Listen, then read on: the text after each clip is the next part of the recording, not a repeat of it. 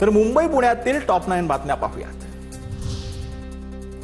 डोंबिवलीकरांना MIDCच्या पाणी बिलावर डिपॉझिटचा धक्का। ग्राहकांना पाणी बिल सोबत 500 रुपयांपासून ते चक्क 12,000 रुपयांपर्यंत अतिरिक्त डिपॉझिट भरण्याचे आदेश।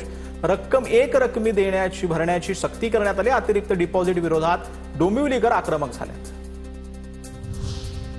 विना वार्ताकुलीत आता मुंबई लोकलच्या बंद दरवाजाची एप्रिलमध्ये चाचणी होणार। 2 लोकल मार्च अखेर मध्य रेल्वेच्या ताफ्यात दाखल होणार। मुंब्रा दुर्घटनेनंतर दरवाजे बंद होणाऱ्या विना वार्तानुकूलित लोकलची बांधणी सुरू करण्यात आली होती। वडाळा कोठडी मृत्यू प्रकरणामध्ये पोलिसांना क्लीन शीट। तरुणाचा मृत्यू हाणामारीत नाही तर अचानक झालेल्या हृदयविकाराच्या धक्क्याने झाला। हायकोर्टाचं निरीक्षण। 6 वर्षांपूर्वी विजय सिंग या 26 वर्षीय तरुणाचा पोलीस कोठडीमध्ये मृत्यू झाला होता। LPG तुटवड्यामुळे बेस्टची 10 उपाहारगृह बंद झाली आहेत। गॅस पुरवठ्यासाठी आपत्कालीन सेवेचा दर्जा देण्याची मागणी करण्यात आली। बेस्टची शहराभरातली जवळपास 27 स्थानकांवरती 64 उपाहारगृह आहेत।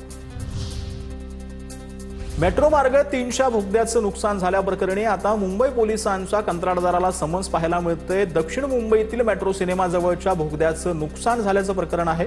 शुक्रवारी आझाद मैदानात पोलिसांसमोर हजर राहण्याचे निर्देश देण्यात आले। ILS या लॉ कॉलेजमध्ये आंदोलन केलेल्या विद्यार्थ्यांविरोधात आता गुन्हा दाखल करण्यात आलाय। 16 ते 17 विद्यार्थ्यांविरोधात डेक्कन पोलीस स्टेशनमध्ये गुन्हा दाखल करण्यात आलाय।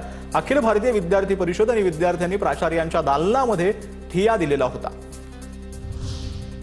कात्रज सिंहगड या पायी मार्गावरती चालण्यासाठी गेलेला डॉक्टर युवक 350 फूट खोल दरीत कोसळला। हवेली पोलीस आणि आपत्ती व्यवस्थापन पथकाने दरीत शोध कार्य करत डॉक्टर तरुणाला रोपच्या साह्याने सुखरूप जे आहे ते वरती काढलं। उन्हाळी सुट्ट्या सुरू होण्यापूर्वीच रेल्वेचं 16 मे पर्यंत बुकिंग पूर्ण झालंय। गाड्यांचा कोटा संपल्याने गाड्यांचं बुकिंग थांबवलं। झेलम एक्सप्रेस, दानापूर, शेजप्रूज, गोवा एक्सप्रेस, हावडा, गोरखपूरचं बुकिंग बंद। बदलापूरमध्ये आमदार किसन कथोरे यांच्या हस्ते 15 लाख लिटर क्षमतेच्या जलकुंभाचं लोकार्पण झालं। शिरगाव आपटेवाडी परिसरातील पाणी टंचाई कमी होणार। शिरगाव आपटेवाडी या परिसरातील पाण्याची समस्या कायमस्वरूपी मार्गी लागणार।